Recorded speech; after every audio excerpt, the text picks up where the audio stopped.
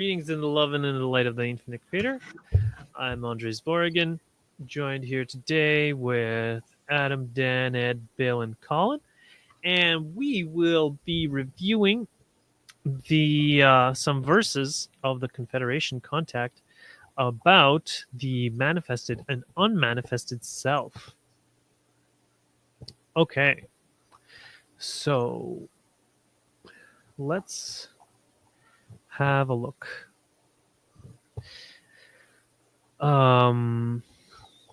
We can did we here? Well, I guess we'll start with this, and then we also have okay, the unmanifested self, inner being catalyst.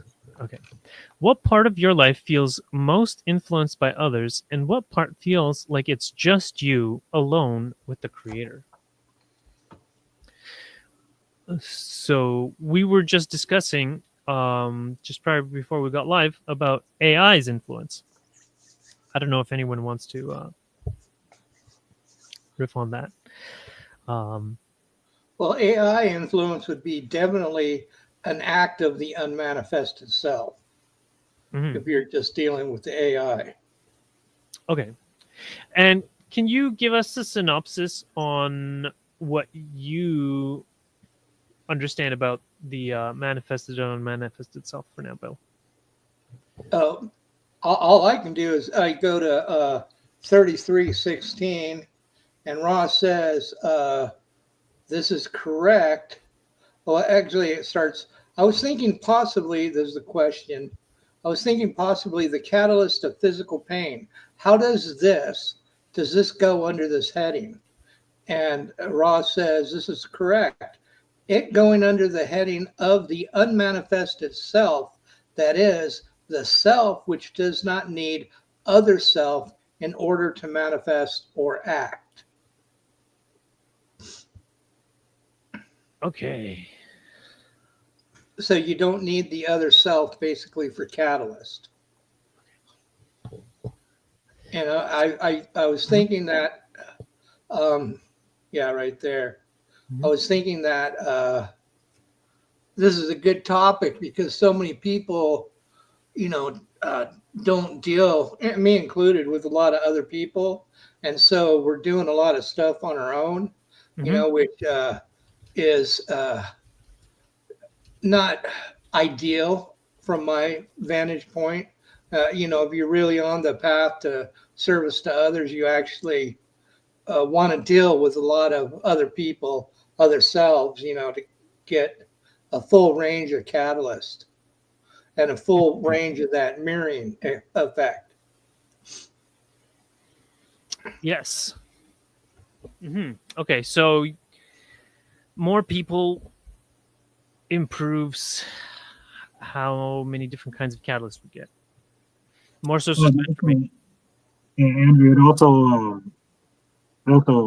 expedites your catalyst. How many you will encounter, and possibly how fast you can work through them. I think it's important to differentiate the idea that others are needed in order to work through catalysts, because certain catalysts that can only be done with others, maybe, but the ultimate goal of catalyst and understanding things, it's kind of like that analogy of, like reading a book about swimming and actually swimming. What are you going to learn from reading the book? Probably less than you would if you actually went and swam. But yeah, there's intricacies there, I think, though, that need to be recognized as you're talking about the subject, at the very least. I feel like you'd need to know that others, you'd have to have a catalyst that others tell you that your mic is not the best, but I'm sure it could be better, but you're doing the best that you can.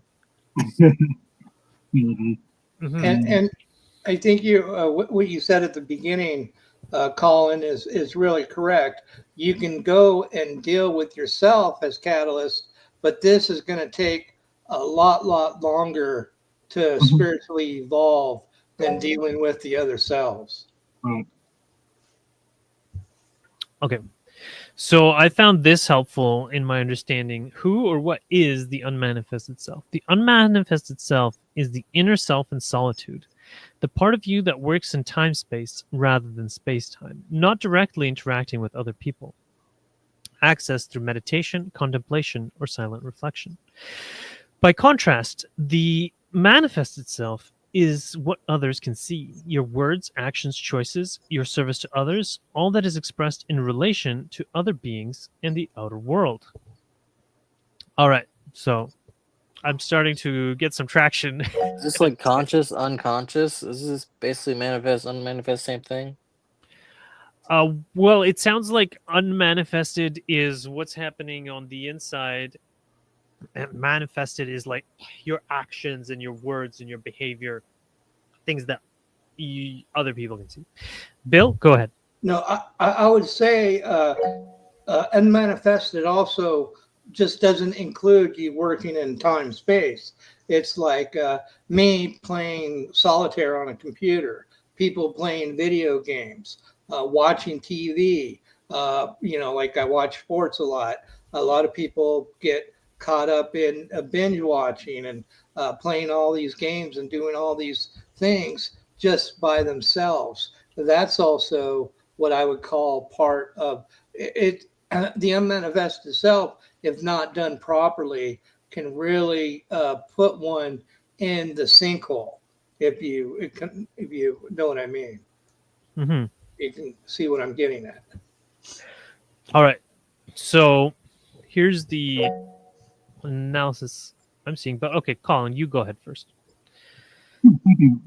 Okay. It's hard to hear you. It sounds really muffled. You know, Better. Better? a little better. Okay, Yeah. there, that's better. I could actually Okay. hear you. Mhm. Good. I just wanted to point out the idea that while we're looking at and analyzing our unmanifested self, I would find that it's very hard to differentiate the true unmanifested self from what seems to be the unmanifested self. And what I mean by that is that we're not ever alone, at least in this density. We know that to be true.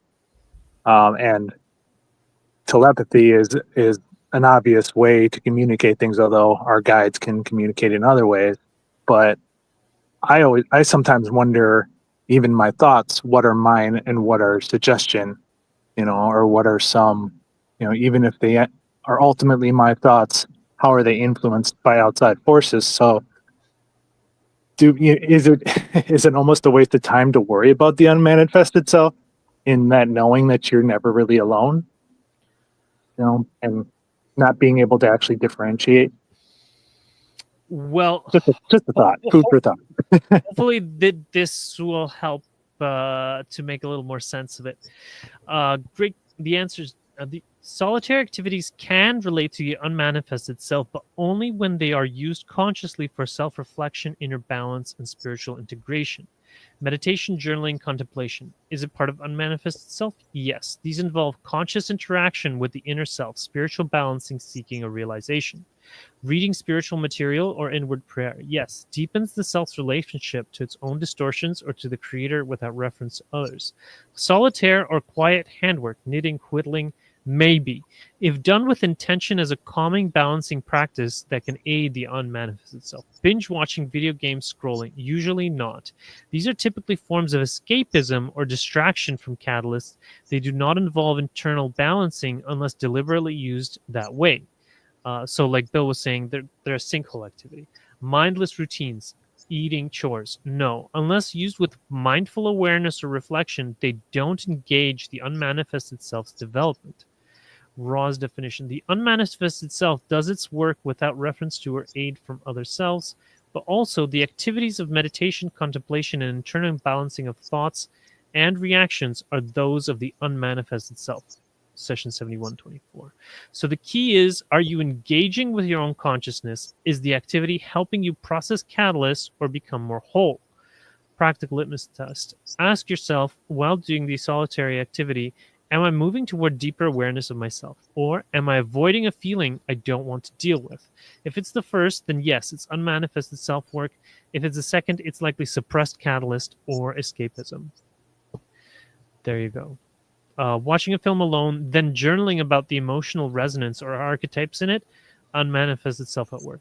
Binge watching 10 episodes to avoid grief or boredom, not unmanifested self-work. All right. Does that help clear it up for anybody? And how do you get all those definitions? You just Well, because I fed it every single instance of manifested, unmanifested self that's been into contact from. So the unmanifested self is basically work alone in consciousness. Yes, as far as I can understand. Okay. Is work alone in consciousness. So what is the manifested self by contrast? Is it also a spiritually developing thing? Yes, the manifested self is very much a spiritually developing thing, but in a different domain than the unmanifested self. In contrast to the unmanifested self, the manifested self is how you express, interact, and serve in the outer world, especially with other selves. The unmanifested self, inner conscious work done alone without needing other selves, meditation, reflection, contemplation, balancing. Manifested self, the visible self, your actions, words, choices with others. This is where service, polarity, and catalyst and action play out. Manifest self is spiritually developing. Okay, here, I'm going to refeed it the quotes and make sure that it is aligned. Okay, and I'll get a smarter model just in case. Okay, give us explanation of manifested self with quotes from the following. Okay, this one is a little bit smarter, so it's going to think about it. Okay, there you go.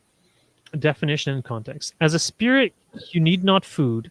As an entity in third density, respect for the incarnated self suggests an overwhelming love for that sheep which must be fed, so that it may sit in perfect fullness of being and allow the voice of spirit to flow through without diminishing or exhausting the third density manifested self. Key point, the manifested self is your incarnated physical persona in third density, your body, your mind's expressions, and your relationships. It must be cared for, fed. Okay, healing the manifested self. The all part. Okay, go ahead. Can we go over that quote again, kind of like sentence by sentence in a way? Okay, sure. Let me get the full quote here. And spirit need food. And if other people don't find this interesting, just let me know or let Andrii know. No, I find it interesting. I'm in my head. I have a question. I'm trying to figure out is the manifested self more towards yellow, orange ray, and then the unmanifested self is more like the green, blue ray and up. But I'm trying to wait for that answer to pop up somewhere. I'd say it'd be safe to say that I don't know, you can do work in red ray with others and have like it's like the sexual energy transfer, or that can be in, I believe, yellow and green and blue and indigo as well. Mm-hmm. So energy transfers can happen through all of those. I don't know about the orange, if there's a such thing as orange energy transfer. Yes. Yeah. It's one of the primordial ones. The red and the violet are readouts. Really. Right. Well, violet's definitely readout, but red is workable. Yeah, red you can have blockages. You can't have blockages in violet. Yeah. But red is basically a readout. But like you said, you can have blockages. you can have blockages in red ring. Yeah. Yeah. Okay. Oh, so, but Dan, could you repeat your question again? Because I was busy with the other thing. Oh, I guess I just need a better understand. Well, I was just curious, like the unmanifested self, if that's more towards certain chakras, and the Oh. manifested self catalyst target different chakras. I see. Yeah, I guess Like you can't progress it might. that far unless you progress with others or you interact with others. You can't just stay home alone all your life. Mhm. Yes, interacting with others. Okay, we'll do that one next. Okay. Now let's talk about the benefit. Interacting with others versus doing things alone. And spiritual progress. Okay. We'll do that, but for now we'll check on, because Bill wanted a sentence by sentence breakdown there. So, as a spirit, you need not food. I don't know, Bill. Did you want to read this? All I can see is thinking. Oh, really? Okay, there we go. Okay. Yeah, as a spirit, you need not food. Okay, that's a quote. Literal meaning, your true essence, your spirit exists beyond physical needs. Okay, yeah. Implication, in pure metaphysical identity, unmanifested self. Oh, okay, so they're saying pure metaphysical identity is the unmanifested self. Right there, that's another definition. Okay, you're not bound by biology or material constraints. Okay, has an entity in third density. Respect for the incarnated self suggests an overwhelming love for that sheep, which must be fed. Okay, entity in third density is you, embodied in a physical form. Okay, respect to suggest an overwhelming love equals honoring your body isn't optional. Okay, it's an act of deep compassion. All right, so that's accepting yourself. Okay. Yes. All right, the sheep which must be fed. A metaphor. Your body, the sheep. Okay, needs nourishment, both physical and emotional, spiritual, safety, belonging, food, rest. Okay. All right, so that it may sit in perfect fullness of being. Your body, mind is ideally supported and at ease, free from pain or hunger, capable of presence. Okay, that's sit in perfect fullness of being. Okay, and then spiritual nuance. A well cared for vessel is able to be, okay, rather than constantly striving just to survive. Okay. And allow the voice of spirit to flow through. Okay, the voice of spirit, your inner guidance and inspiration, higher wisdom flow through. When your physical and emotional needs are met, that guidance can express itself unimpeded. And then without diminishing or exhausting the third density manifest itself. Diminishing or exhausted, overwhelm, neglect, deprivation can weaken your mind, body, and cut off, okay, spiritual expression. All right. Third density manifests itself, your outward interactive self, what others see, and what you do in the world. And then putting it all together, dual respect, honor both your spirit, which transcends form, and your incarnated self, which lives in form. Okay. Practical takeaway. Feed your body, eat well, rest, care for its health, nurture your mind, emotions, safe relationships, creative outlets, supportive community. This creates a stable ship through which your spirit wisdoms can speak and serve without burning you out. Okay. And a reflection question. What one simple act of self-care today will clear the path for your inner guidance to shine more brightly through your life? All right. Nice. Yeah. Something like that is just, telling yourself you love and accept yourself, right before, like you do manifestation, you just go thank your body, thank yourself, thank the creator for the experience.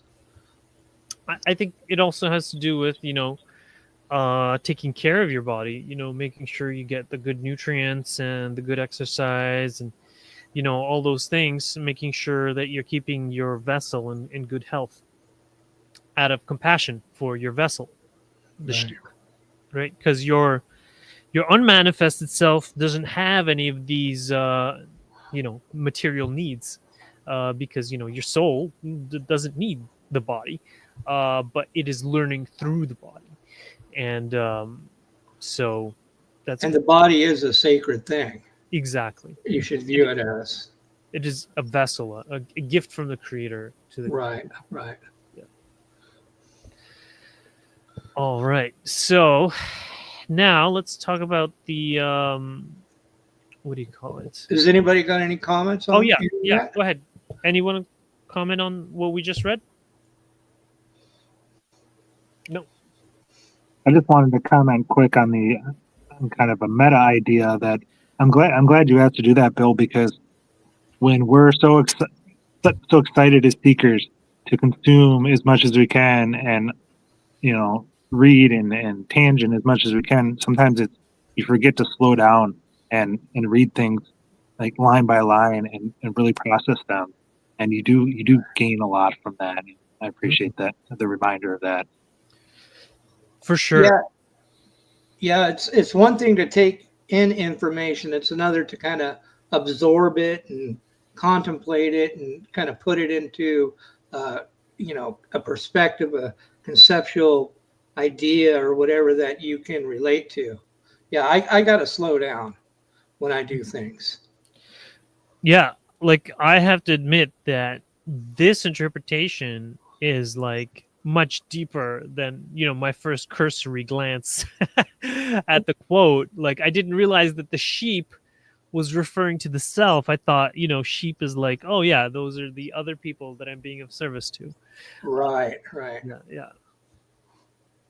So yeah, it was definitely worth delving more deeper. All right. All of this information is, in my view. Yeah, for sure. I mean, we are doing that spiritual work that is deepening our souls.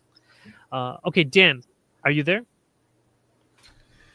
Yeah, I'm not too confident in my question. I feel like Here, can you read this for I us? understand. Read what? Did it show up yet? Here. Solitary practice, deep inner work. The solitary practice part? Can you see it? Okay, yeah. Solitary practice, deep inner work. Key benefits: self-reflection and clarity.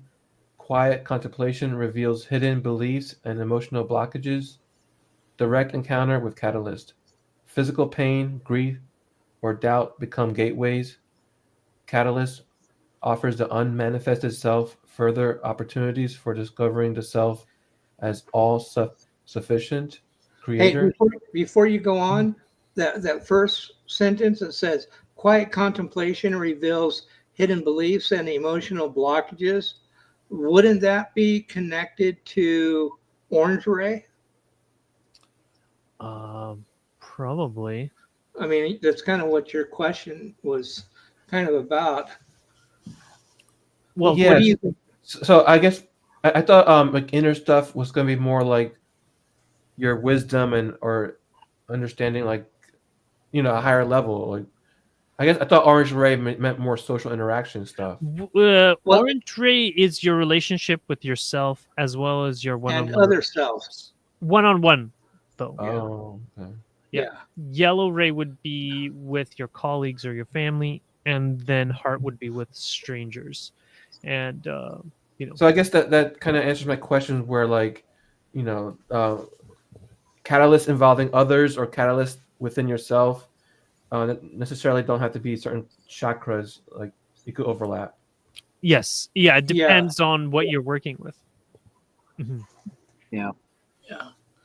And the green ray is also with your loved ones, your family. It's with anybody, not just with strangers. Well, but the my understanding, anyways, is that that's the green ray. Basically, yellow ray is where you're interacting with your family, and so some people Group. can get caught in the third density where they're just loving and accepting and being kind to their families, but they're Right, being right, mean to strangers.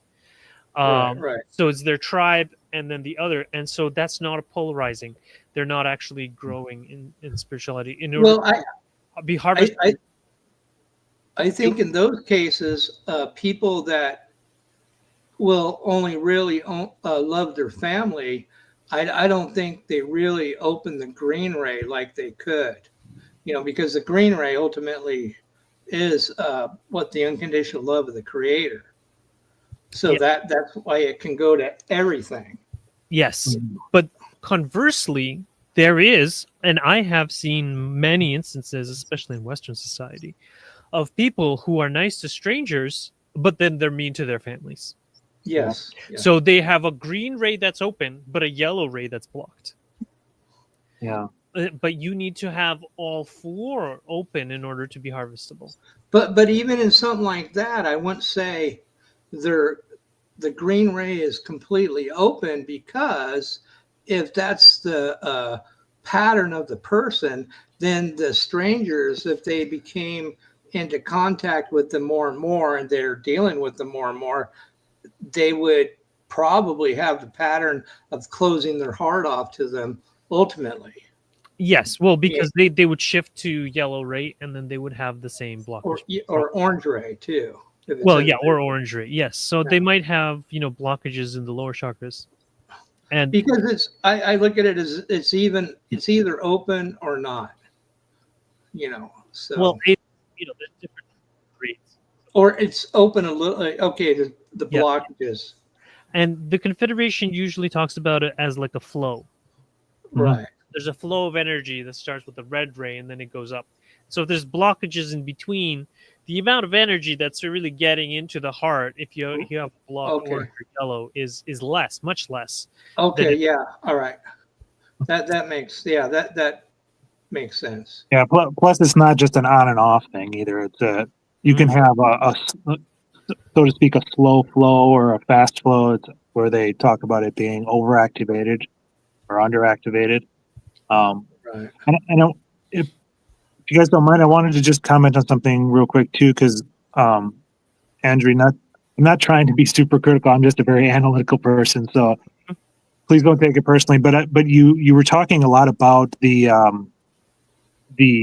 energy centers with respect to harvestability, and something tripped my trigger there, where I was thinking an example of, say, where somebody is a father or mother, in this case, doesn't really matter, and their whole life is their child, and that is their service to others, and their whole life is 100%, or at least 51 or more percent service to that one being. I think that falls under the category of harvestable as well. Regardless of your energy center blockages, would I be wrong in thinking that way, or? Well, the Confederation likes to say to serve one is to serve all. So they're saying you're still being of service to the creator, but whether you're harvested service to others is a different question. Because to serve one to serve all, that could also be, say you're serving one yourself, then your service to self harvestable. Right. If you're serving just one other person, and say you're really mean and hateful to everyone outside because you just care about this one person, then you're still serving the creator as a third density being, but you're not graduating to fourth density. But what if in that hypothetical you are just thinking about it as like time in your life of your, say, 80, 90 years of being on the planet, you're 51% of the time or more you spent time being of positive service to others in a SPO fashion, but then 49% you were mean to everybody else. You're still harvestable, right? So I want to add clarification that what happened in your life is almost irrelevant. Sure. What matters is the point of death. If well, it's at the the point of moment death you. you have the chakras open and flowing, you're good. Like the thief on the cross. Okay, go ahead, Bill. No, I think it'd be almost the point of death and the point It's a good where question. you walk the stairs of light. Yes. Yeah. Are you familiar with the stairs of light, Colin? But just as in reference to that being the stairs you walk after death, and as you step aside, you look down and see if you're fourth or third density still, Right. right? So Yeah. how kind of the most complete picture that I've seen of it is basically like after you become disincarnate, then you see the light and you're going towards that light. And Until it actually, becomes too bright, or yeah. along the sides, there are seventh density entities who are standing at the margins of the densities and looking to see if you have crossed the margin. Okay. And the light that you are going towards is actually an eighth density entity that is radiating that light. Okay. Sure. And so, depending on how close you can get to that entity, Mm-hmm. is what density you graduate into. Okay. It's how much light you can take. Pretty much, yeah. Yeah. Mm-hmm. Hey, Dan had a question. I thought I saw Dan. No, just A I want to comment? just comment that I felt like it doesn't matter how much time you spend taking care of your family versus how much time you spend interacting with others. I think that we all signed up for different reincarnations and goals in life, and so we'll get the catalyst we need to make sure we're on the right path. So Mm-hmm. if you just happen to you have a son you want to take care of, then go for it. Yeah. You'll get the catalysts. You can't run away from them. No, the family center is like the first place you can really offer service. And a lot of times Kuo and these guys, they kind of relate us and this kind of topic to like the great apes, where the beings that we kind of helped evolve from, or the natives on this planet, they were at least that's how I think of it. They were really like territorial and protective of self and protective of family, and that's a real second density thing. But and we go through that at the beginning of third density. We'll go through that, but ultimately at some time, like you have an 8-year-old kid, and your whole life is that kid, but you see other 8-year-olds and other kids like that, and if you can open your heart and to those guys as much as you do your own kid, then that's going to push you in the right polarizing positively more and more. Sorry, Andrii, go ahead. Oh no, that's fine. That was great. Yeah, and so I just wanted to add that you don't actually have to physically interact with and be of service to other people than, like, say, the ones that you're interacting with, which might be most of the time your child. The point is rather recognizing the divine in all things. Right. So you can cultivate, that recognition that, say, the service to self entities, they also have the divine within them. Rather than cultivating negative feelings based on fear, anger, hate, or something, you cultivate forgiveness, love, and acceptance. But you are totally allowed to have discernment and be like, hey, you know what? That's a wood chipper. Don't go in the wood chipper. Same thing, just like the military. Don't go to the military because, it's a wood chipper. That's all it is. And so it's the same thing. You can still have discernment that, hey, that kind of person might not be safe, but we still have to forgive and love them. They are part of the creation, and they're providing a valuable service for the people who want to experience the wood chipper or whatever it happens to be. Because there might be a lot of opportunities in the military to actually serve others. Well, or to serve themselves. Like, Yeah. usually it's a service to self thing. People that are interested in war and being soldiers, they like the feeling of power over others and closing their heart so that they can kill. But ultimately, you're on the battlefield with another guy, and you take the grenade or the bullet for the other guy. Then you're, serving that your guy right there in the ultimate way. Some conscripts, for some conscripts that might be the case, but for people who are voluntarily joining the military, the vast majority of them are either in the sinkhole of indifference or their service to self. Jupiter mind or Mars, war or like the aggressor or protector, Hold on, we got a military person in here. Dan, do you agree? What are your thoughts? I am sorry, but I was not even around to listen. Well, maybe that's for the best.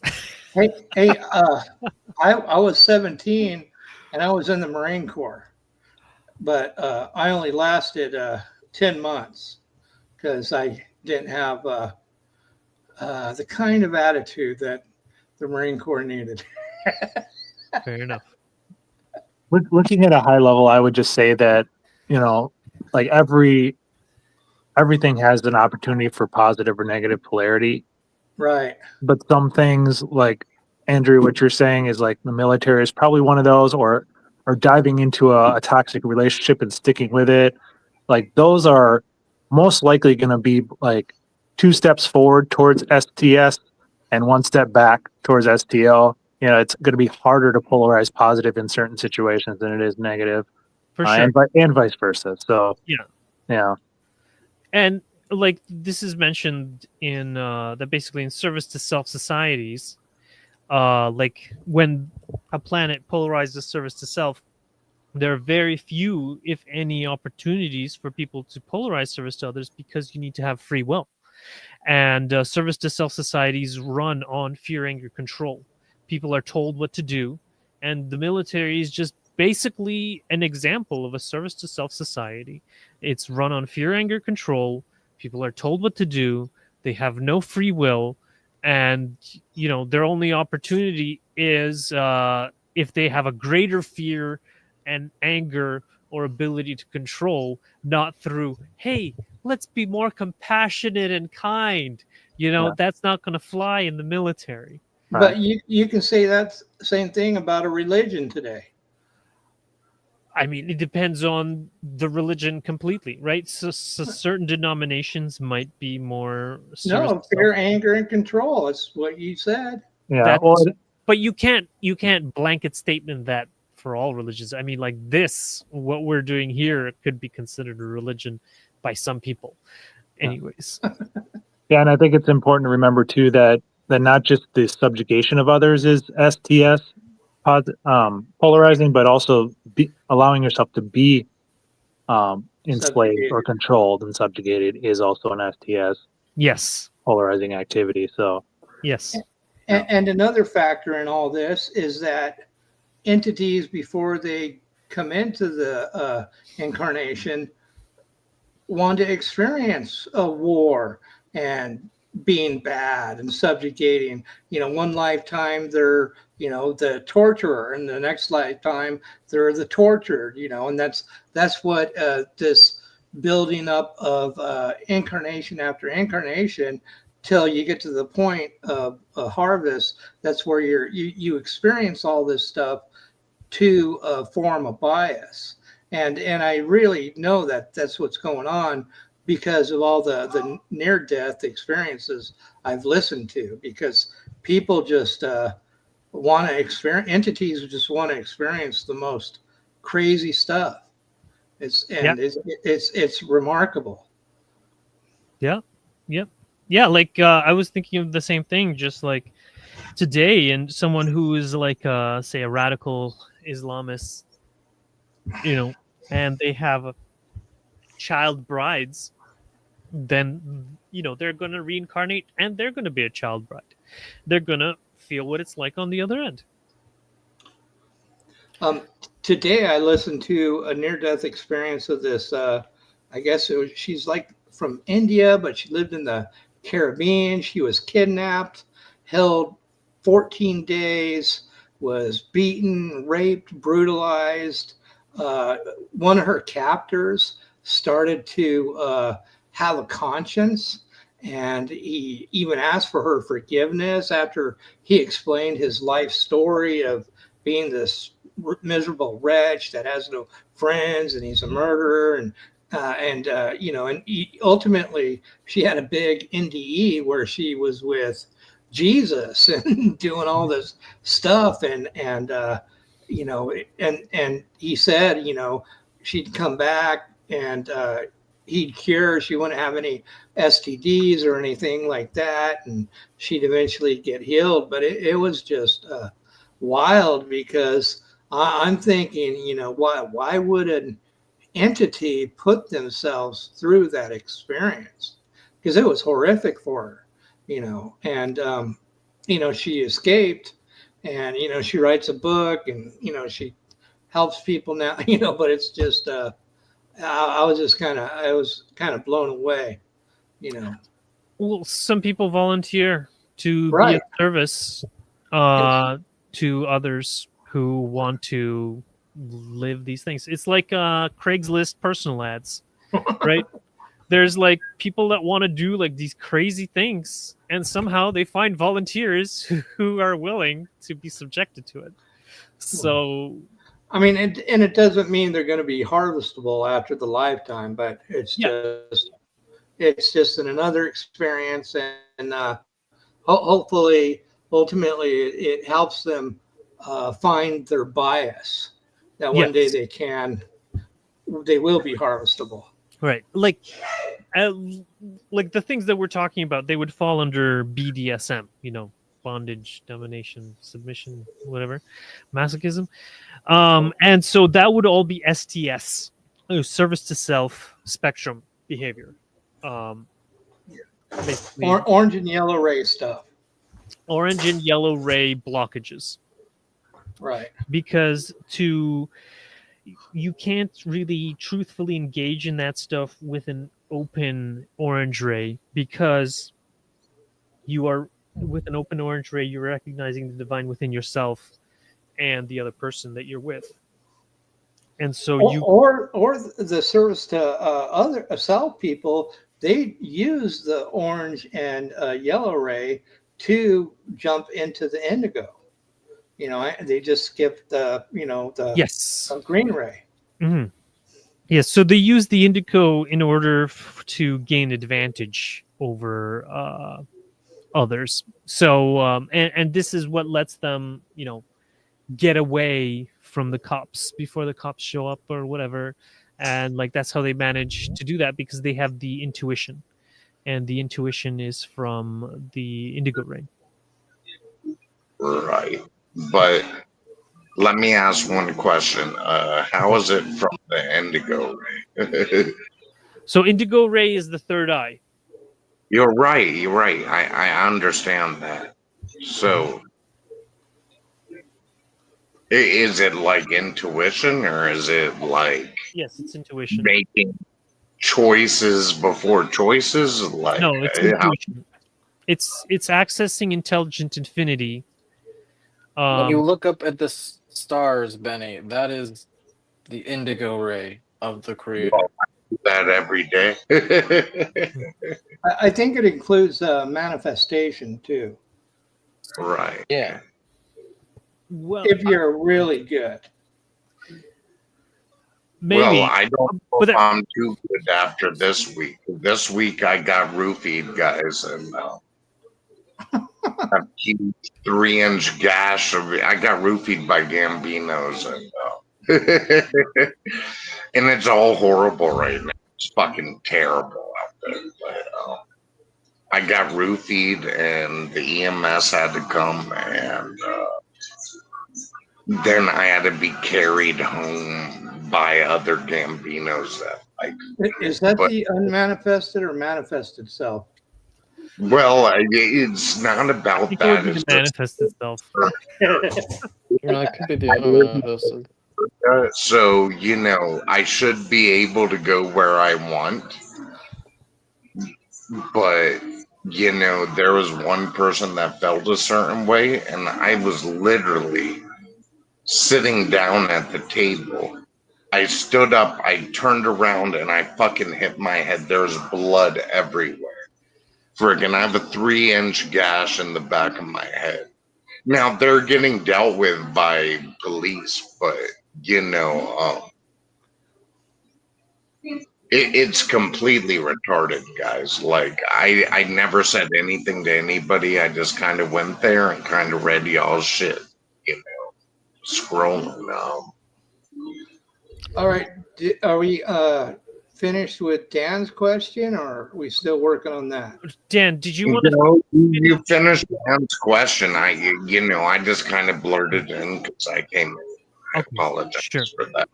Okay. Thank you, Benny. Okay, Dan, Yep. would you be able to finish reading your section here? Yes. Okay. I believe I'll just start at the top from where I can read. Meditate, then serve. Oh, here. I just moved it. Can you see it? Yes. Okay. Go ahead. All right, so I'll just start the self-reflection and clarity. The quiet contemplation reveals hidden selves and emotional blockages. Direct encounter with catalyst. Physical pain, grief, or doubt become gateways. Catalyst offers the unmanifested self further opportunities for discovering the self as all-sufficient creator. The cultivation of stillness. Practices like meditation strengthen the voice of spirit so it can flow unimpeded. The greater autonomy. You learn to manifest or act from inner guidance alone without needing external mirrors of approval. Common methods: meditation, breath work, silent sitting, journaling or contemplative reading, solitary rituals, examples like candle gazing and labyrinth walking. So manifest means to act. Mhm. Yeah. So this would be unmanifested inner. Right. Yeah, right. Yeah, I feel pretty good. I don't know if we should keep reading unless people want to read, but I got the gist of it. Okay. Yeah, Well. we got the gist. Okay. Sure. Hi, Ashley. So Hello. I was just wondering about engaging with and how they complement each other. So maybe I'll just look at this table here. So solitary unmanifested work, primary focus, inner clarity, balancing energy centers, relational manifested, outward expression, service, and polarity, catalyst processing, internal reflection on pain or loss, relational behavior change in response to others. Interesting. Okay. Solitary unmanifested. Spiritual output, stillness, insight, self sufficiency. Relational, compassionate action, community healing. Risk if overdone, isolation or spiritual bypass. Relational, burnout or dependency on approval. So, That's what I was kind of looking at from my question, just exploring this topic. That's what I kind of wanted to risk if overdone right there. mhm. Okay. The risk of unmanifested is isolation. All right. And the other one is burnout or dependency on approval. Okay. Yeah. Isolation or spiritual bypassing. What do you think spiritual bypass means? You're just not doing the work. So okay, explain spiritual bypass. I think Ashley's got a good. Kind of. Yeah, Ashley. Yeah, I was going to ask Ashley if she had a. Yeah, the topic we're talking about, Ashley, is unmanifested and manifested self. Okay. As far as spiritual bypassing, it is like being in denial, willfully denying opportunities to experience emotions that may be dense or intense, and unwilling to face, willfully being in denial about the lessons and experiences that you have that kind of bring things out of you that we would consider shadow. So it's basically consciously avoiding shadow work, consciously avoiding inner work, Okay. and avoiding experiencing bad emotions. Not bad emotions, but heavy emotions. So like when people, they'll ignore Yeah. they'll ignore war, or they'll ignore their friend who's hurting, and they'll just spiritually bypass it and say, oh well, all those beings that are being killed, they signed up for that, so we don't have to feel anything, and we don't have to do anything or acknowledge it, because that's just the one infinite creator having fun. And even if that is the case, you still have your emotional body that needs to process that in the frame of awareness that you're in now, because that is a part of the growing, to feel the hurt, to be appalled, to think So about what everyone should be it is. experiencing, and processing these atrocities that are going on that I we're think told the about, even emotion, though we're not there In having it general, happen to us. it's I used an extreme example, but it could be anything, like your friend who's going through a tough time, and you spiritually bypass and say, well, oh, I hear what you're saying, but all of that is just for your highest good. So don't don't So be like upset you're about everything it. that's happening to you is because you needed it to happen, and all is well right and now. Is that spiritual bypassing? Yes, because it shows that you're not considering how the other self is feeling. Many yeah, times you want to acknowledge someone's feelings, like, yeah, that really sucked. I'm so sorry that you were treated that way. You want to feel for them, and to just brush it under the rug and basically try to force them to get over it and not experience the emotion, you're spiritually bypassing, and you're trying to force it on them, which is worse. So yeah, that's how it Why do you is. think Ra said that though? Like, do you think maybe from their perspective in sixth density they are not experiencing past and futures, so they can't like really necessarily relate besides the experiences that they had that are completely different compared to what we're having, or they just know in general they can feel for us, like, but you know What what I mean? what You know, passage are you talking about? when Ross says like all is well, like when people are well, That's like that's that's saying faith. that. pure encouragement for us. That's That's encourage. faith. That's also faith. Faith. Yes. And they Yeah, have the knowing too, because from their density, all is truly well. They're extending it to us as an encouragement for us to lean into our faith, but for them, it is a reality. All is well for them from where they stand. Okay, so they're not saying like all is well for you, but like all is well in general, the scheme of things, no, it's going to turn all is out how it well is needs for to. you. It's for you, but their perspective of it isn't like they have to think or hope that all is well. From their vantage point, they are fully aware that all is well for you and your incarnation, and they're extending that Right. for you to have faith in, and something to encourage you. Yeah, they just want us to get on with the bandwagon. So Andrii? I found a quote on spiritual bypassing from the Confederation. One may, upon your plane, engage in that which is known to you as the spiritual bypassing, by attempting to stand upon higher principles of self-realization without doing the work necessary to unearth such understanding within the being through the catalyst which has been processed and distilled for its love and light. So merely aspiring to lofty ideas isn't enough. You must process your own catalyst, pain, trauma, unresolved emotional, and distill it into genuine self-knowledge and compassion. So this earlier, they were giving examples of spiritual bypassing, of over-idealizing positivity. So only love light becomes a rigid mantra, shutting out legitimate feelings of anger, grief, or fear, So they're using it as kind of a sinkhole of indifference thing where they're not processing the catalyst.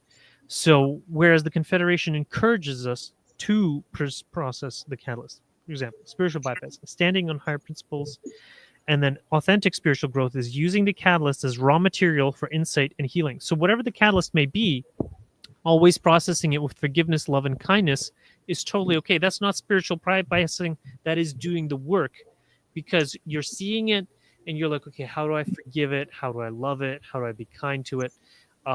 You're working with it.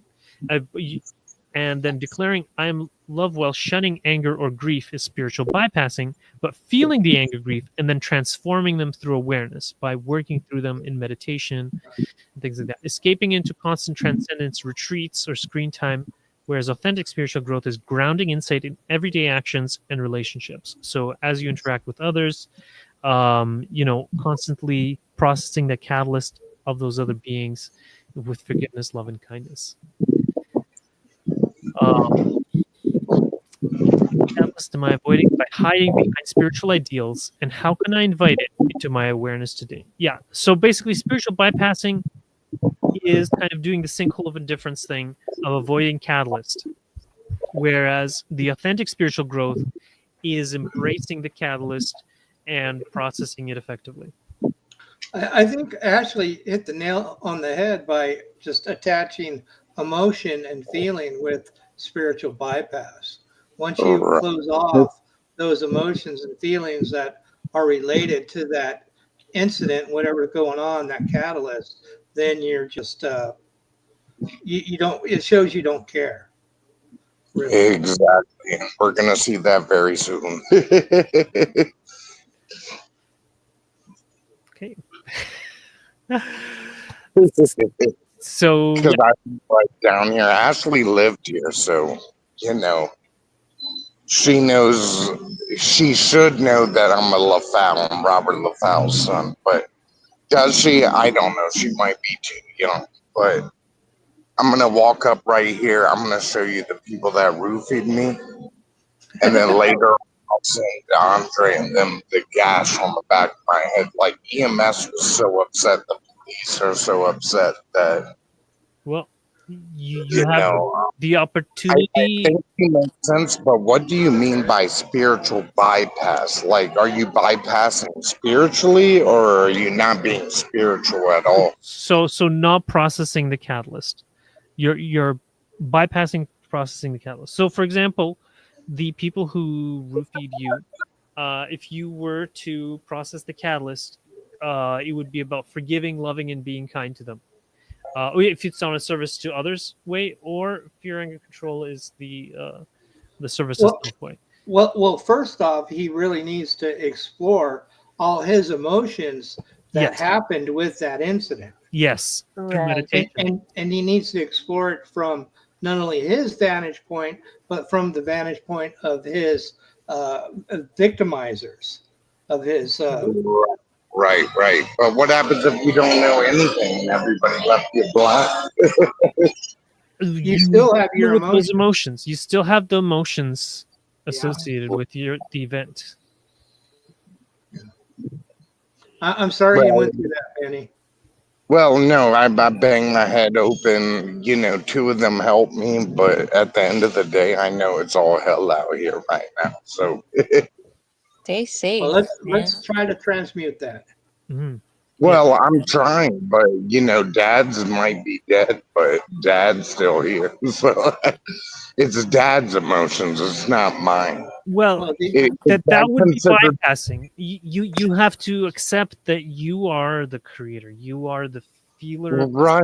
If you give somebody a chance and they still do this to you, right?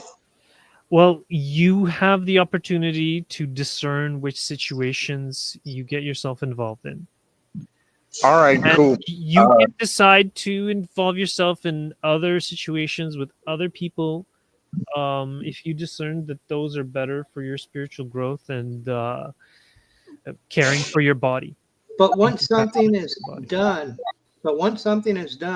it's done, and you're going to have emotions and feelings, and you're going to have to deal with that. Yes. Mm-hmm. So I have to deal with my feelings. Yes. Absolutely. Yes. Absolutely. Yes. You have to acknowledge them that they're yours. You have to feel the emotions, and then you have to process them. He doesn't have, you know, he doesn't one of the have to big- do any of this. He gets to do it. Oh He yes, you doesn't get have to. to do You it. don't have to. Right, You can't avoid it. I mean, I meant only if you wish to polarize, you would have to. But if you Right. don't want to polarize, you can avoid it. So I'm gonna come up here. I'm gonna show you Raven cocktails, and that's all. Yep, and that's all you need to know. Let me go tonight. We're gonna fight tonight. I love you guys. Bye. Um, Uh, I will be keeping you in the love and light, Penny. Oh my goodness. Thank you, okay. Ashley. Wow, that was confusing. Yes. Now, that's a deal. That's what you're calling unprocessed catalyst right there. Yes. Yes. Well, if he's gonna fight, then he's gonna process something, but it'll Oh, be yeah. processed. He's going to generate more catalyst. Well, actually, it'll be processed in the body, probably, Okay. Oh, yeah. which is the harder route because then it's out of the arena of the mind where it's easier to probe and get to the root of things. But we just keep him in love, always in love. Yeah.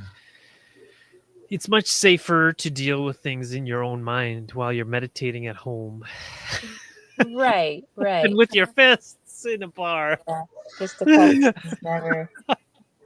Well, Yeah, and suppressing things where then it goes into the body Yes, and turns into disease. or other imbalances. Mhm. Made it face on. You made a song? Just no, meet your catalyst head on. Meet your catalyst head on. That's right. Walk right into it. Well, I guess Preferably not that's in a kind of what way. you did. What'd you say, Colin? But preferably not in a way that creates karma or bad karma. Yes. That brings harm to none. Yes. And safety, love, kindness, and compassion. And Ra does explain that karma, the cycle of karma is ended through forgiveness. Yes. I don't know if Bene is cognizant of that. Love and light to Benny. Yes. Yes. All right. Is there some other aspect that people would like to explore, or should we go on to the next quote of the manifested, unmanifested self? Healing the manifested self. They all partake in ways of communicating which go beyond words, so that the spirit itself, within the self, may seek healing to the manifested self. Key point: the inner spirit, unmasked and infested self, uses subtle nonverbal communication to heal the outer self, balancing emotional blockages and restoring clarity.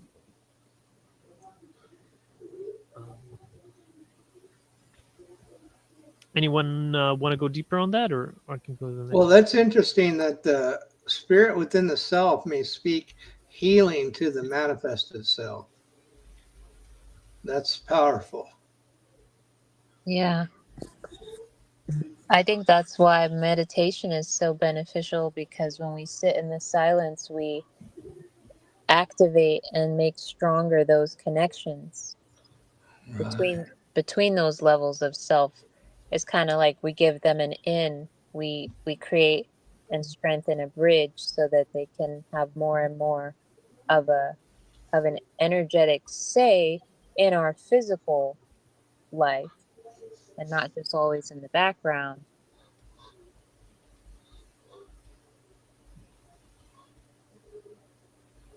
Just trying to find a quote here so that we can look deeper into it.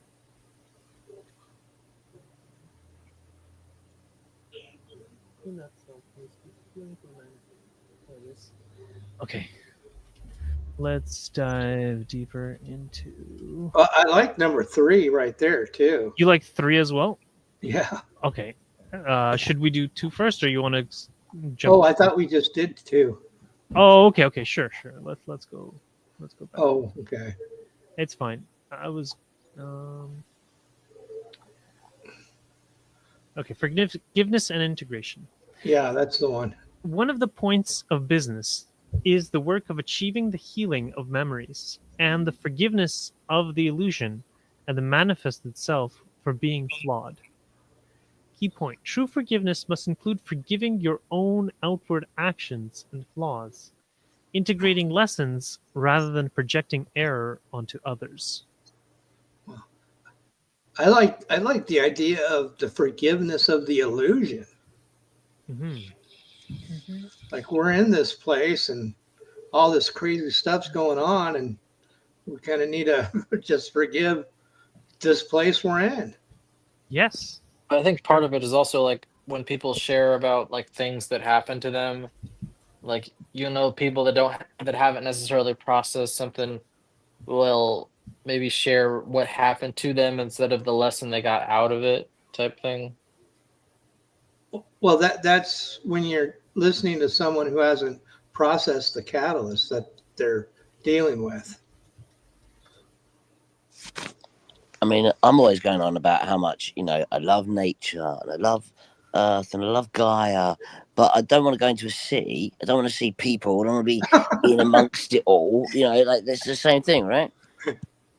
That's the work, to be Right. able to.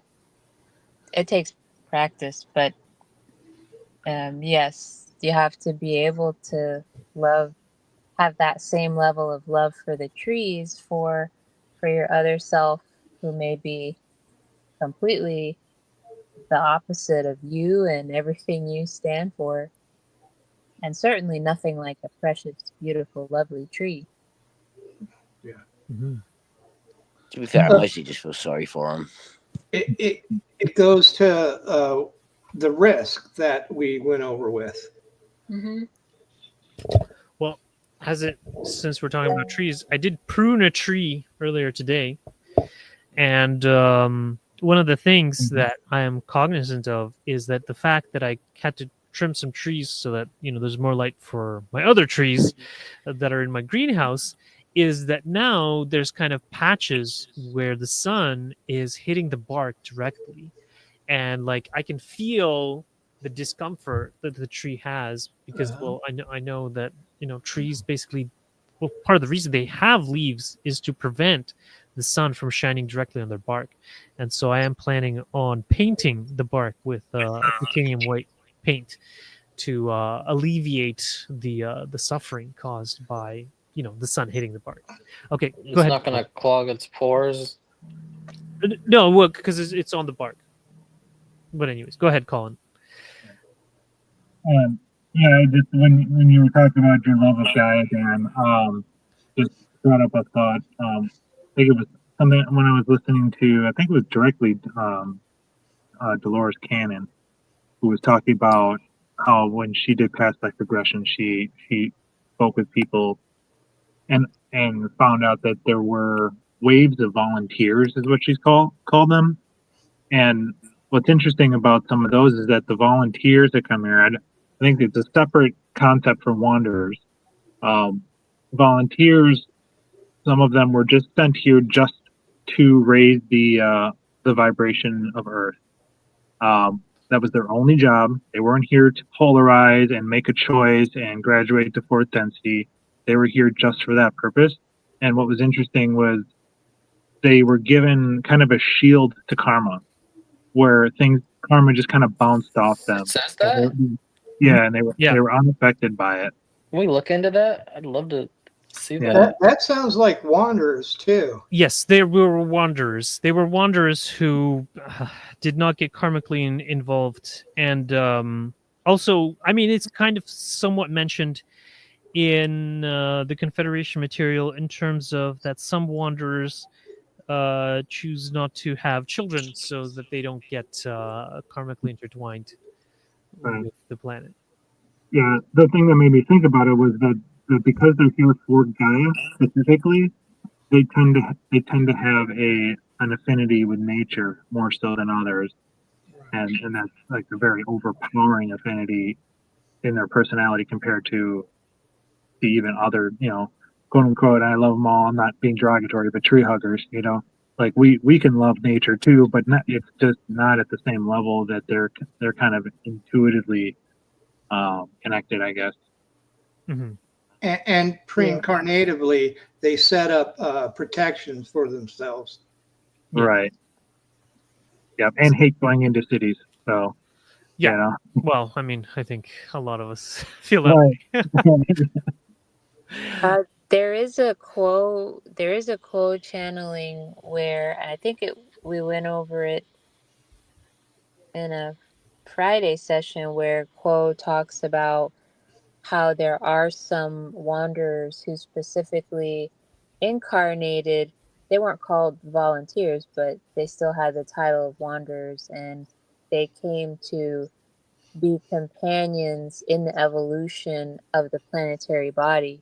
So like they came for Earth and to do the healing exchanges with Earth consciousness and the planetary body. And that's like their main goal, and that they would continue to stay with Gaia throughout its development, and they wouldn't go to other planets or any of that. They would just continue to be with the planet. And I felt very seen when I saw that passage, because that's how I feel. I love humanity because that's the one infinite creator. But I do feel like I came here for Earth, and because Earth has a good experience and loves humanity, then naturally I want humanity to do well and to prosper, because that means Gaia prospers and is feeling good. So there is that choosing and having an affinity with nature and second density kingdoms more so than humans. I have. And if you do something like that too, I'm sorry, Andrii, it would you would also be helping those coming into the fourth density. Yes. So I have the quote, or at least one of the quotes that possibly is being referred to. Those with dual activated bodies have graduated and have come back, just as the elder race, when it graduated, chose to return, so have you returned. You do not want to go on to exciting and even thrilling prospect of fourth density existence with its greatly enhanced options for learning and for service until you have done your utmost, not only to help others of the human tribe to move on into fourth density with you, but also to restore and reconstitute the health of Gaia, of planet Earth in her living form.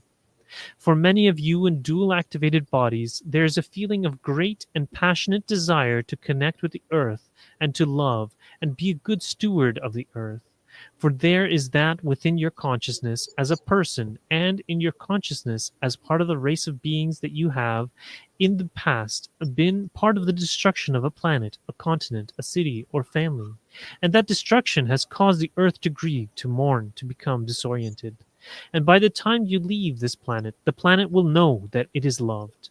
That is a very large factor in many of those who are dual activated and is their primary reason for being on the earth at this time. Of course, because of the fact that you choose to come in third density incarnation, you will always be subject to the basic rules of the game. Okay. Anyways, so but that was the earth But related. is dual activated the same as a wanderer? I think it sounds No, like dual no, it's activated not. comes It from is- fourth. Well, No. it is. I mean, Wanderers is very broad. Yeah. It's not necessarily a higher density Wanderer, but dual activated could include people who have graduated to fourth density and then chosen not to go forward. Yeah, that's exactly what they are. Yes, but I mean, higher density Wanderers can also be dual activated. like 5th or 6th density may also be dual. I think they said it's rare for 4th density beings to be wanderers. Right.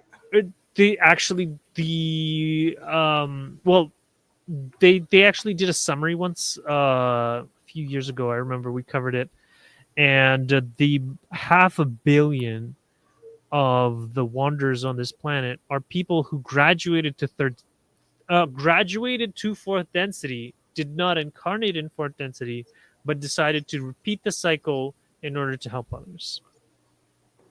I think So you if could you find it by searching how. I think if you have a 100 million. Yeah. Go they if you have a being that graduated to 4th density and then they decided not to stick around but to incarnate here, they could have had those affinities built up on the other planet that they ascended on. You think as that would make sense to me, that they had a strong affinity pre-incarnatively for connection with nature, and that had a natural influence, and they wanted to bring that here as well. I just wanted to clarify that it's not necessarily their home planet, because oftentimes their home planet has been destroyed. But they've come here to kind of make amends for Right. what they may have participated in the destruction of their previous home planet. Go ahead, Bill. And remember, Ross said after 2nd density, after the 2nd cycle, that about 150 individuals were able to make a harvest. If you remember that. So yeah. So we have, and they said they didn't go because they wanted to stay here. So we have 150 native dual activated beings that are in the inner planes or, on this planet right now. That's true. Yeah. So I do have that experience of recalling the loss of a planet. I don't know what planet it was specifically, but I have 2 distinct experiences of like what that feels like, and I think it heavily influences how I feel about Gaia in this incarnation. Okay, I found the quote Adam was asking about. I'm cool and am aware of your query, my sister. At this time, there are approximately 350 million of those entities who have incarnated within your Earth planes in order to offer their service to those of this planet who would request such. Many have come in recent times also from other 3rd density planets who have made the graduation there and are incarnating in what you may call the doubly activated bodies in order to be of service in helping this planet make its transition into the 4th density of love and understanding.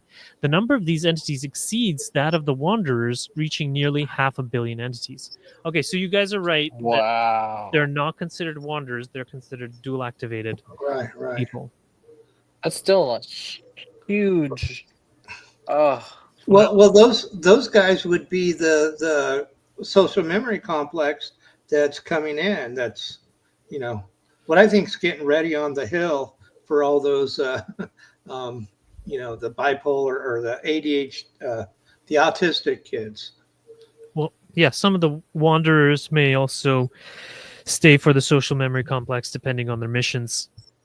Some may Can leave. we find if the autistic kids tend to be the dual activated? I would bet dollars to donuts that's the case. Yeah, I heard there was a tribe in Africa that most of the kids, not all of them, are born with like these glowing blue eyes, and I would imagine you would see that like sort of thing happen, or certain areas or communities just start to have more activated kids, but I could be wrong. No, I think you're right. The only way into this planetary sphere is through birth. So a lot of our young children are these dual activated bodies. So But they describe them though too that they would have these like glowing eyes, like that's like a sign of the dual activated, Well, I don't right? know if that's. I don't Uh, think there's a physical sign for that. That there's just yeah. very high genetic variability in Africa, and so there's many tribes that are different from other tribes. Like there's ones with that have like chicken feet, which is also kind of funky, and there's like really tall ones and really short ones, and there's just the Yeah. widest range of Humans genetic come in diversity is in different. Africa because Humans come in different shapes and sizes. It's humans not. come from Africa. So yeah, It's specifically when they talk about activation, it is just your energy centers. It is a metaphysical, yeah, right. incorporeal thing. We can't see if we were to meet a fourth density being that's not dual activated, that's fully fourth activated. We wouldn't even see them unless they wanted us to. So, Well, the term Right. the term activated is connected with them graduating third density. Right. yeah, you can't do it without activating your that energy center. But we're currently activated in yellow, and that's why we can incarnate in a third density because of that activation. And if we were to fully activate in fourth, we would lose our activation in third. Not, and again, that was like there's a raw session 63 where he talks about that and because Don asked what would be lost if you were to activate in fourth and deactivate in green and deactivate in yellow, and he said there's nothing would be lost.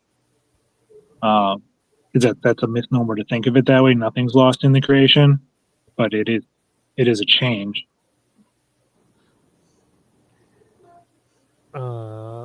Here I found the quote I think that you're referring to. I'm Rod. It is misleading to speak of gains or losses when dealing with the subject of the cycling ending and the green ray cycling beginning upon your sphere. It is to be kept in the forefront of the faculties of intelligence that there is one creation in which there is no loss. There are progressive cycles of experiential use by entities. We may now address your query. As the green ray cycle of the density of love and understanding begins to take shape, the yellow ray plane, or earth, which you now enjoy in your days, will cease to be inhabited for some period of your space-time, as the space-time necessary for fourth density entities to learn their ability to shield their density from that of third is learned. After this period, there will come a time when third density may again cycle on the yellow ray sphere. Meanwhile, there is another sphere congruent to a greater extent with yellow ray forming. This fourth density sphere coexists with the first, second, and third. It is of a denser nature due to the rotational core atomic aspects of its material. We have discussed this subject with you. The fourth density entities which incarnate at this spacetime are fourth density in the view of experience, but are incarnating in a less dense vehicles due to the desire to experience and aid in the birth of fourth density upon this plane. You may note that fourth density entities have a greater abundance of compassion. So they are talking about dual activated in terms of that they have basically fourth density activated minds and more compassion, but they still have third density bodies. And I know in other parts they've talked about this fourth density bodies, and so like basically when you're fully in fourth density, like that includes like those little elf creatures and gnomes and whatever, and like brownies, and so there's more life in the creation of the fourth density. And what they're saying here is that basically at some point we will have, fully people are incarnated in fourth density bodies, but and then no one from a third density seniority of vibration will be able to incarnate for a while until they learn how to shield themselves, so how to hide. So just like we can't see fairies now or whatever because they know how to hide from us, eventually our fourth density future selves will know how to shield themselves and hide from third density people, just like we see those UFOs and then they're there and then they're gone the next moment. They've shifted out of our awareness, and so we'll eventually be able to do the same thing. That's what they're saying here, at least in my understanding. So Yeah. Andre, with that, we were just talking about that, 100 to 750 years, whatever that they 700 mentioned. years, yeah. Mhm. Is that how long in general that it's going to take the fourth density beings to be able to hide themselves, or is that how long it might take until we start? It's like official type thing. So it will be official. I mean, actually, something I read today was 3 or 4 generations is when the fourth density will be fully ushered in. And I so, see. yeah, basically, it's already starting. We're already, technically, we're beyond the point where the inner planes are already fourth density. It's just that the incarnated people are still catching up to recognizing that the divine is in all beings, and that we have to forgive and love one of beings, that there isn't subhuman animals or whatever. We have to recognize the divine within everybody and everything. Go ahead, Colin. Yeah. I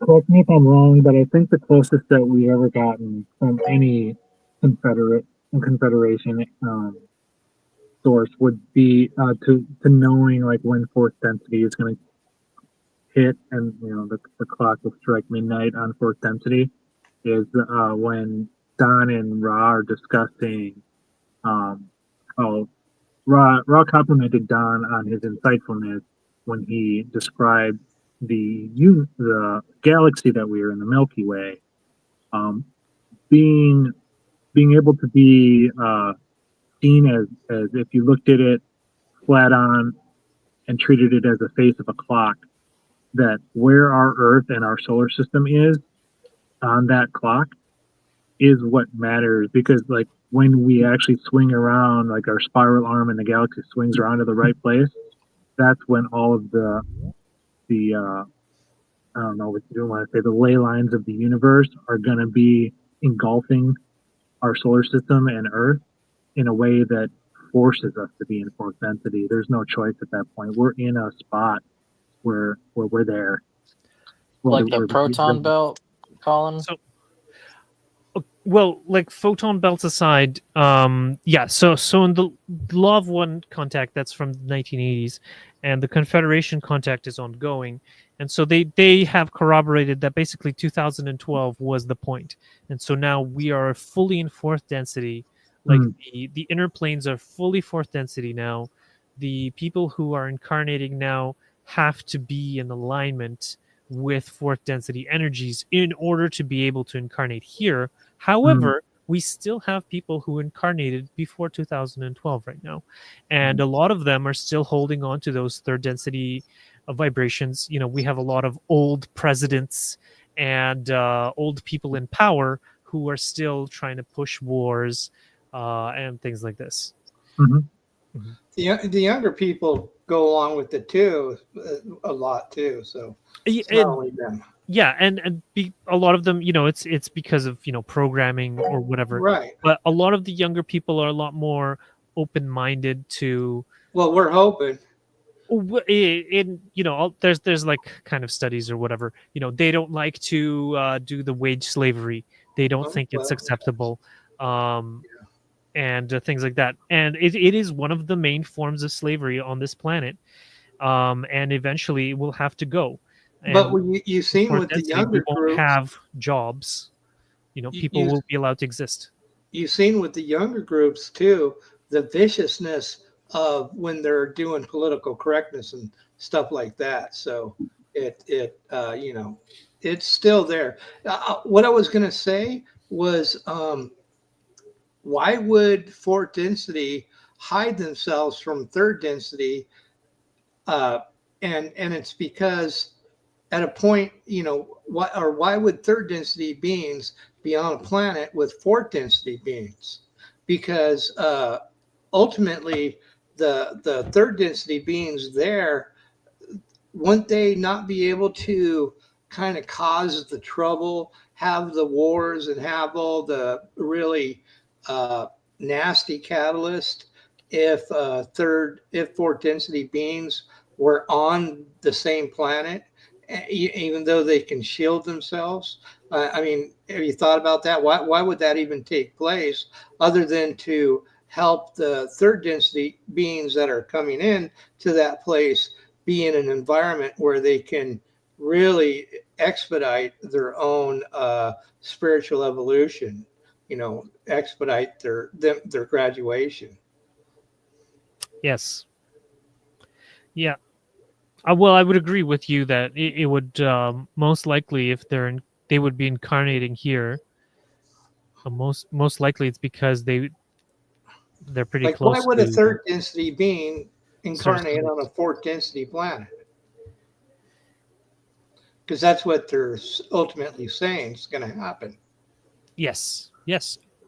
If they're open to, if they're close to service to others polarization, then yeah, maybe that would be the best choice for them Yeah, that would be ideal. because it would be easier. I don't know if anyone else has any thoughts on that. But other, go ahead. Just that would happen after, I think, the time period he's talking about, where there would be kind of a blank slate and no third density entities would thrive or even be able to live on the planet. Yeah, they wouldn't be And- allowed to incarnate for a while. Right. But then after that, they will. So it'll be a nice little clean slate where life will be different. It'll be kind of post-apocalyptic kind of thing. I think they'd have to be very high in the seniority of vibration to be able to incarnate on a planet that's fourth density. Yeah, most likely. But it's a pretty far out speculation at this point. Right. Yeah. Go ahead, Dan. I just think it's interesting that we're talking about dual dual density beings, or fourth density, Activated. coming to help us out. But these are the children. These are the these are the children, right? The new generation, that they're the ones that do complain about the pronouns. So think about that. Why are they here to say? Why are they triggered by that? I don't think that's the new generation. That's the one before them. But yeah. Yeah, but the point is, it's a change of mindset. I think that it's fairly simple to explain in terms of that they're trying to be compassionate, and they are told that is compassionate, and it's really mostly an issue in the U.S. Like you have a unique political issues in the U.S. that we don't have in Canada. And gender ideology seems to be a very big thing that is being pushed in your schools and things like this. I think it's a distortion of the expression of our moving away from the limitations of this humanity experiment, because when I think about it, there are some who don't want to identify with the he or she. They want to go beyond. It's an attempt, in my mind, a very rudimentary and distorted attempt to go beyond duality, because part of them doesn't feel just masculine energy, just feminine energy, but they don't know how to even begin to probe.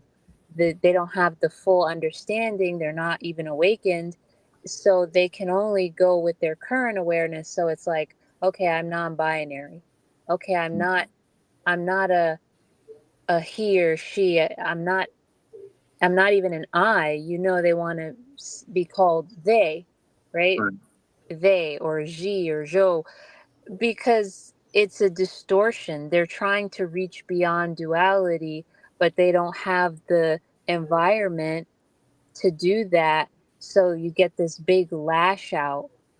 And then because our society has been so limited and saying oh no, this is man, and man has to do this and be this, and female has to be this and do this, that builds up so much pressure that you get this explosion of kickback. So now it's like, I'm not going to be male, female, or anything. And I'm going to put it right in your face. It's just out there because it was suppressed for so long. So this is an attempt to me to balance a distortion from being too strict, right?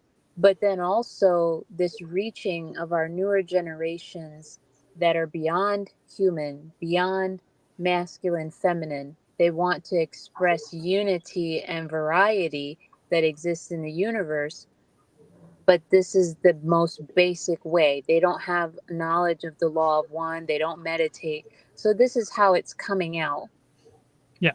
Yeah, because it's the language they're fed in school. Go ahead, Bill.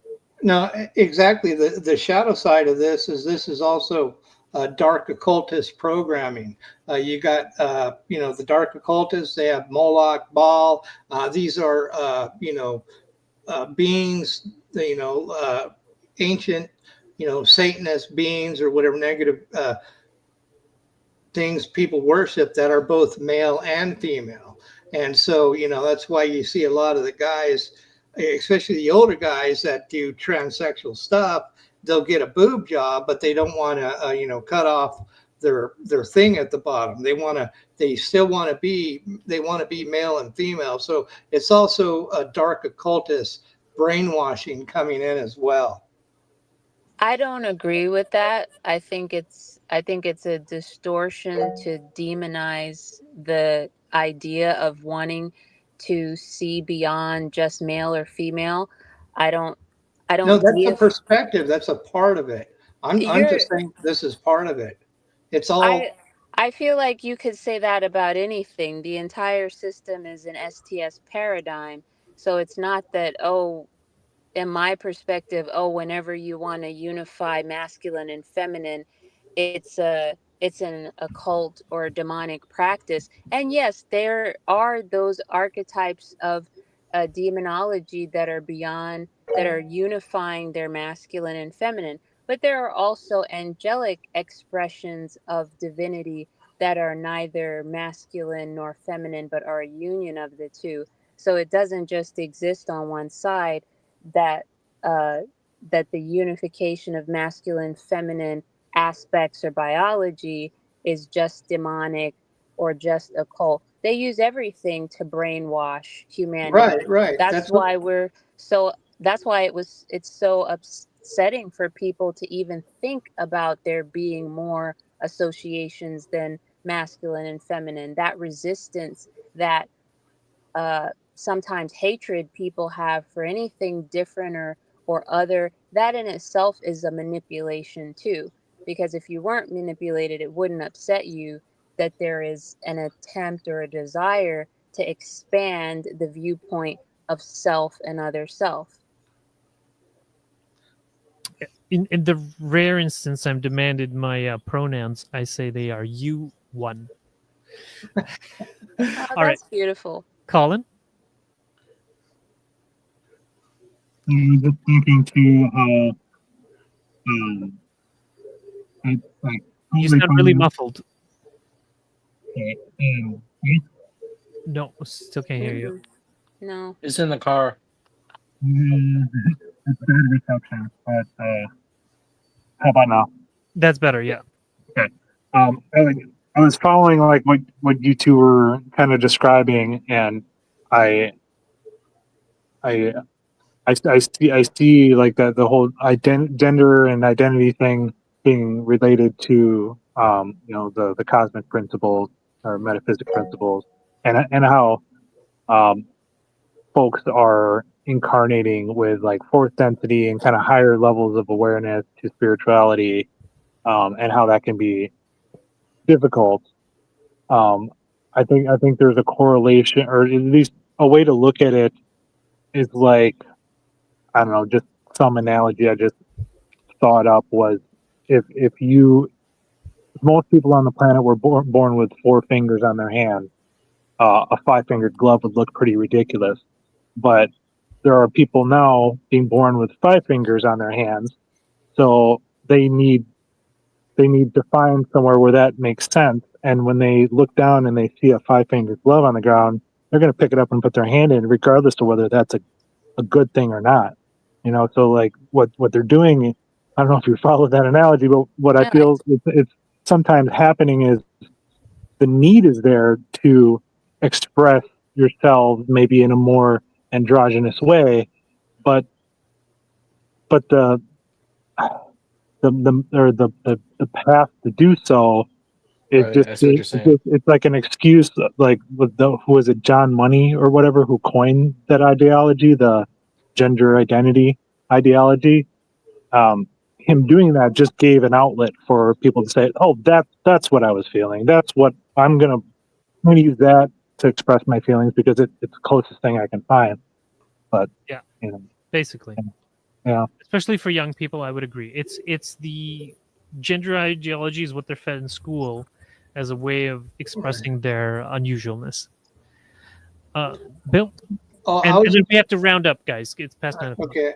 I was just going to say is that what I was talking about was it's not the only thing. It's a part of what's going on because right now, as we get closer to harvest, we're going to have more and more polarity. So the happy explanations for everything, like kind of like what Ashley was kind of describing, is there, but the shadow side is also there because as the closer we get to the harvest, the more polarity is going to come out, the more pulling, but from the shadow side and the not shadow side. So all these forces are pulling in on all this stuff right now. So there are several factors at work from both the light and the dark. I agree with that. It's Yeah. like how they take the symbol of, like if you look at Satanism, Satanists, they take the pentagram, which is actually a pure earth-based symbol, very powerful. The sacred five, the five elements. It's a very powerful, positive symbol. But they take away the connection to the heart center and the source, and they invert it. And now all of a sudden, it's the symbol of Baphomet, the devil. So Right. yes, they play around and they take Yeah. the negative and the positive and twist it and do all kinds of things to ramp up our polarizing, because that's what its purpose is, to help us polarize more strongly. Yeah. And it's all being elevated and, Yeah. great. Yeah. I'm sorry, Andrii, and I have to go. Okay, yeah. All right. Thank you, everybody. And so, as I found you, I leave you in the infinite love, and the infinite peace of the infinite creator within you and all around you, my friends. Go forth, therefore, rejoicing in that infinite power and infinite peace. Adonai, Zvorygin. Adonai, thank you. All right. See you guys.